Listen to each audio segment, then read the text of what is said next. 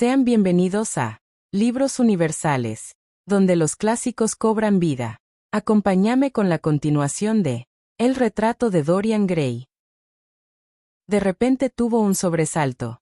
Sus ojos se iluminaron extrañamente y empezó a mordisquearse el labio inferior. Entre dos de las ventanas de la biblioteca había un voluminoso vargueño florentino de caoba, con incrustaciones de marfil y lapislázuli. Lo contempló como si fuera algo terrible y fascinante al mismo tiempo, como si contuviera algo que anhelaba y que, sin embargo, casi aborrecía. Su respiración se aceleró. Un deseo furioso se apoderó de él. Encendió un cigarrillo que tiró instantes después. Dejó caer los párpados hasta que las largas pestañas casi le tocaban la mejilla. Pero seguía mirando al vargueño. Finalmente se levantó del sofá donde había estado tumbado, se acercó a él y, después de descorrer el pestillo, tocó un resorte escondido. Lentamente apareció un cajón triangular. Sus dedos se movieron instintivamente hacia su interior y se apoderaron de algo. Era una cajita china de laca negra recubierta de polvo de oro, delicadamente trabajada. Sus paredes estaban decoradas con sinuosas ondulaciones, y de los cordoncillos de seda colgaban cristales redondos y borlas tejidas con hilos metálicos. Dorian Gray la abrió. Dentro había una pasta verde que tenía el brillo de la cera y que desprendía un olor peculiar, denso y persistente. Vaciló unos momentos, con una extraña sonrisa inmóvil en el rostro.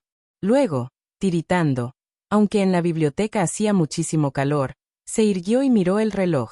Faltaban 20 minutos para las 12.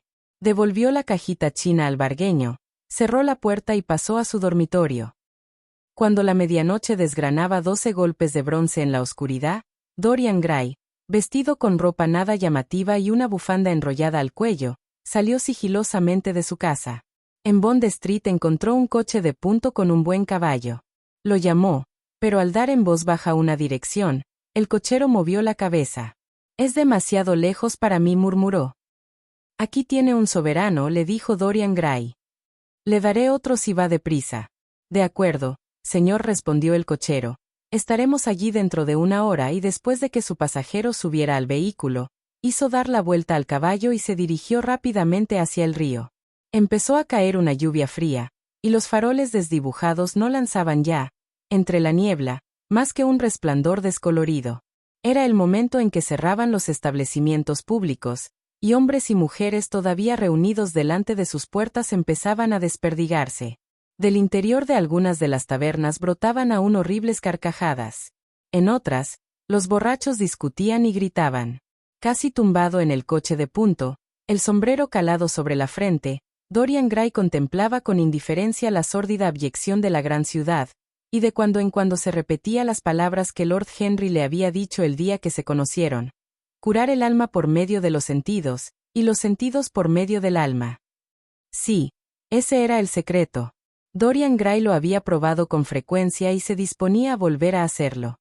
Había fumaderos de opio donde se podía comprar el olvido, antros espantables donde se podía destruir el recuerdo de los antiguos pecados con el frenesí de los recién cometidos. La luna, cerca del horizonte, parecía un cráneo amarillo. De cuando en cuando una enorme nube deforme extendía un largo brazo y la ocultaba por completo. Los faroles de gas se fueron distanciando, y las calles se hicieron más estrechas y sombrías. En una ocasión el cochero se equivocó de camino, y tuvo que volver sobre sus pasos casi 1 kilómetro. El caballo quedaba envuelto en nubes de vapor cuando pisoteaba los charcos. Las ventanas del coche de punto se fueron cubriendo de una película de cieno semejante a franela gris. Curar el alma por medio de los sentidos y los sentidos por medio del alma. ¿Cómo resonaban aquellas palabras en sus oídos? Su alma, desde luego, tenía una enfermedad mortal.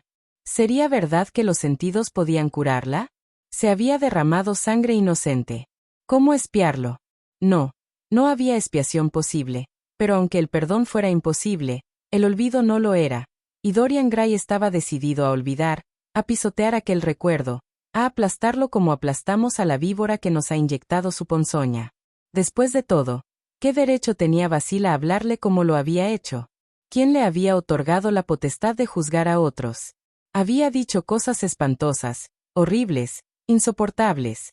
El coche de punto avanzaba laboriosamente, disminuyendo la velocidad, Le parecía a Dorian Gray, con cada paso. Abrió con violencia la trampilla del techo y ordenó al cochero que acelerase la marcha. La terrible ansia del opio empezaba a devorarlo. Le ardía la garganta y sus delicadas manos se habían contagiado de un temblor nervioso. Sacando un brazo por la ventanilla golpeó ferozmente al caballo con su bastón. El cochero se echó a reír y también él utilizó su látigo. Dorian Gray respondió riendo a su vez y el otro guardó silencio. El trayecto parecía interminable, y las calles se asemejaban a los negros hilos de una inmensa telaraña. La monotonía se hizo insoportable y, al espesarse la niebla, Dorian Gray sintió miedo.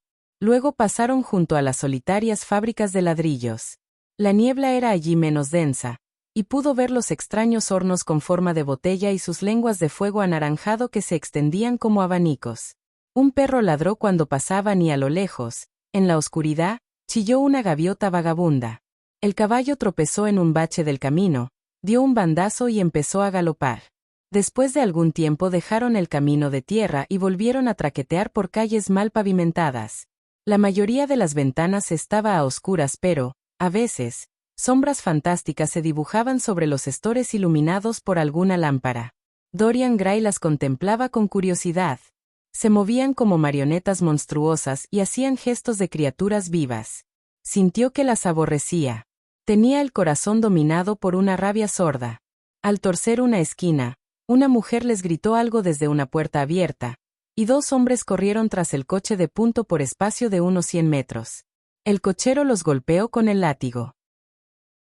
Por el momento dejamos hasta aquí la narración de El retrato de Dorian Gray. No olvides compartir y activar la campanita.